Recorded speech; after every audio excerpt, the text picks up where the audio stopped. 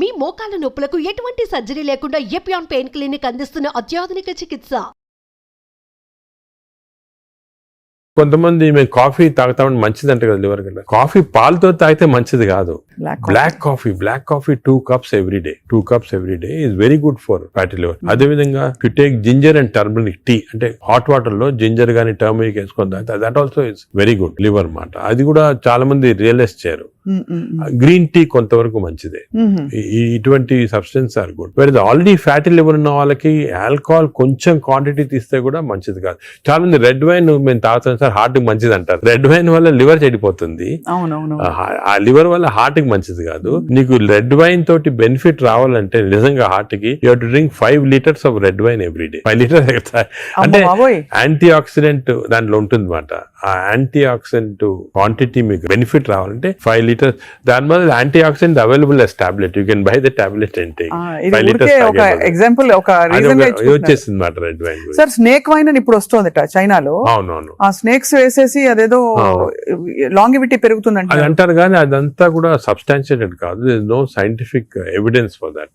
అది is more of a folklore అంటారు అలాగమాట. సో అయితే మరి ఈ fructose is one of the biggest culprit fructose. ఇప్పుడు refined oil, fried foods, maida, వీటన్నిటి మీద డిబేట్ జరుగుతుంది కదా. ఇవన్నీ డిబేట్ ఏం లేదు, దే ఆర్ ఆల్ కాజింగ్. ఇప్పుడు ఆయిల్స్ లో కూడా they 2 types of oils, saturated oils, unsaturated, poly unsaturated oils మంచిది. ఎగ్జాంపుల్ ఏమంటే olive oil. But olive oil మనం కుకింగ్ ఎక్కువ యూజ్ చేయలేము. Second, rice bran oil is very good. Rice bran oil cooking use చేస్తాం. Cooking that is very good oil. Third type of oils ఉన్నాయి కదా. ఇప్పుడు కొంతవరకు ఈ సాచురేటెడ్ ఆయిల్స్ అంటే ఎక్కువ ఉండేది palm oil, coconut oil, Saffola oil కూడా మంచిదే, కొంచెం అన్సాచురేటెడ్ ఫ్యాటీ యాసిడ్. సో ఈ ఆయిల్స్ లో మన కుకింగ్ ఆయిల్ చూసుకోవాలి. Poly unsaturated or unsaturated oils use చేస్తే మంచిది. సాచురేటెడ్ ఆయిల్స్ మంచిది కాదు. సో అది డెఫినెట్, అది కూడా డెఫినెట్. సో మన కుకింగ్ లో ఎంతవరకు ఆయిల్స్ యూజ్ చేస్తే, ఏ టైప్ ఆఫ్ ఆయిల్స్ ఆల్టర్నేట్ చేసి, అంటే 1 month rice bran, 1 month sunflower, అలా చేంజ్ చేసుకుంటా ఉండాలి ఆయిల్స్. అది చాలా ఇంపార్టెంట్. మీరు చెప్తున్న దాన్ని బట్టి దాదాపు fried foods completely ban. Fried foods definite గా బ్యాన్. ఫ్రైడ్ ఫుడ్స్ లో ఏమంటే ఆయిల్ ఒకటి, ఇంకోటి మనం ఫ్రై చేసినప్పుడు ఆయిల్ బికమ్స్ హైడ్రోజనేటెడ్ ఆయిల్ అనేది చాలా డేంజరస్ మన బాడీకి.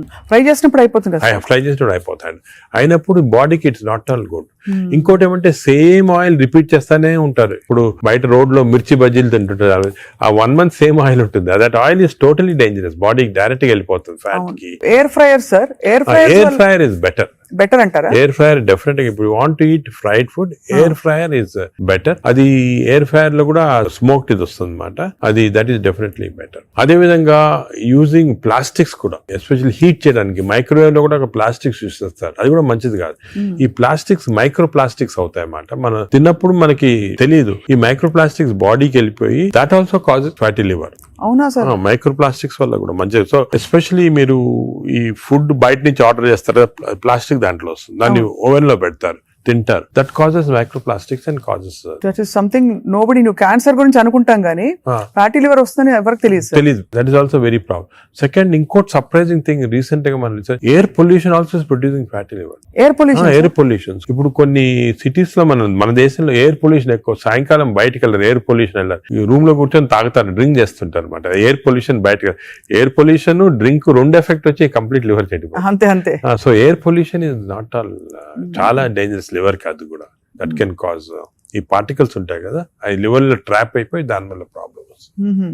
ఫ్యాటీ లివర్ కానీ చాలా వివిధ కారణాలు ఉంటాయి. ఇలాగా డయట్ లో ఫ్రైడ్ ఫుడ్ ఒకటి, దాని తర్వాత కొన్ని స్వీట్ అండ్ థింగ్స్, ఫ్రక్టోస్, ఇవన్నీ కూడా చాలా డేంజరస్. హై ఫ్యాట్ కొన్ని ఉంటాయి సార్. ఇప్పుడు కోకోనట్ ఆయిల్ గురించి చాలా ఒక టైం నడిచింది, కోకోనట్ ఆయిల్ చాలా మంచిది అని చెప్పి. అలాగే మనకి అవకాడో చాలా మంచిది అంటున్నారు. అవకాడో మంచిది. అవకాడోలో ఎక్కువ పాలీ అన్సాచురేటెడ్ ఫ్యాటీ యాసిడ్. అలాగే ఫిష్ ఆయిల్ అనుకోండి, ఫిష్ లో ఉన్న ఆయిల్ omega-3 ఉంటుంది. omega-3 మంచిది. In fact omega, if you're vegetarians, I suggest omega-3 capsules తీసుకోవడం మంచిది. ఫ్యాటీ లివర్ కూడా మంచిది. They are all unsaturated or poly unsaturated. అవి ప్రొటెక్ట్ చేస్తాయి body. So logically sir, ghee అయితే ghee and butter not recommended.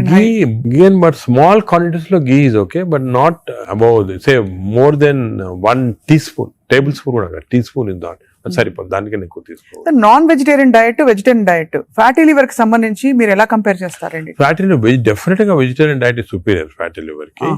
But again vegetarian diet లో if you take carbohydrates అనుకోండి, ఇడ్లీ ఇటువంటి simple carbohydrates they can also produce fatty liver very fast. అదే విధంగా ఇప్పుడు మనము రిచ్ కార్బోహైడ్రేట్స్ రైస్ అనుకోండి, plain white polished rice, that also high carbohydrate which is high glycaemic index అంటాం, that also causes fatty liver. Whereas millets చాలా తక్కువ chance of millets producing fatty liver. Non vegetarian లో certain thing, for example fish అనుకోండి, అదే egg అనుకోండి, these are less associated with fatty liver. To some extent chicken, but red meat again we know against it. So non-vegetarian manchidi kaadu, vegetarian manchidi kaadu. Depends on the item. ఇంకోటి egg లో కూడా people కి wrong concept. Egg white అయితే తింటున్నామండి, yoke అది తప్పదు. ఎందుకంటే egg yolk లో 2 important components అదే. వన్ ఇస్ కాల్డ్ కోలిన్ అనే సబ్స్టెన్స్. కోలిన్ అనేది ప్రివెంట్స్ ఫ్యాటీ లివర్. ఓహో, కోలిన్. సో దానికే అడ్వైజ్ ఎగ్ యోక్ మంచిది, తప్పుగా అంటే అప్ టు 4 eggs పర్వాలేదు. బియాండ్ 4 eggs అంటే ఎగ్ యోక్ తినకూడదు, అప్ టు 4 eggs తినొచ్చు ఒకటి. రెండోది ఎగ్ యోక్ లో there is substance which protects the muscles అంటే మన ఏజ్ అవుతాయి మజిల్స్ వేస్ట్ అయిపోతుంటాయి. సార్కోపీనియా అంటాం. Sarcopenia is not good. మనం exercise helps to muscle building. Sarcopenia రాకూడదు అంటే కొంతవరకు ఎగ్ యోక్ మంచిది చాలా.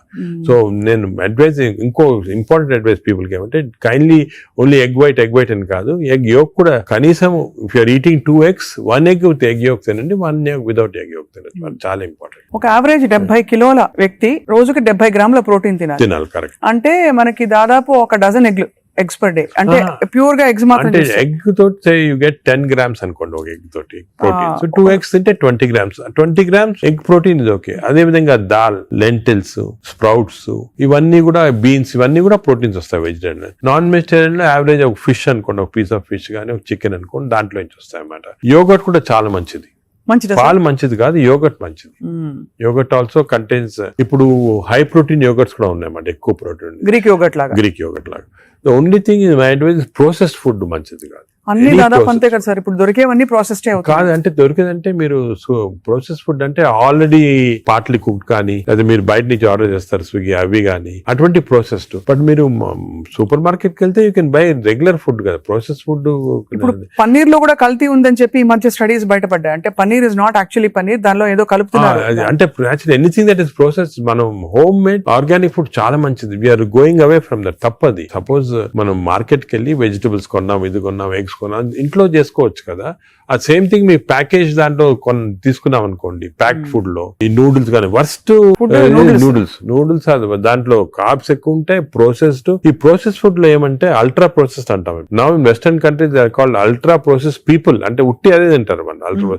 ఎప్పుడు అంటే ఇంట్లో కుక్ చేసుకోరు చాలా మంది, ఇంట్లో కుక్ వాళ్ళకి ఏముంటాయి సార్ హెల్త్ ఇష్యూస్.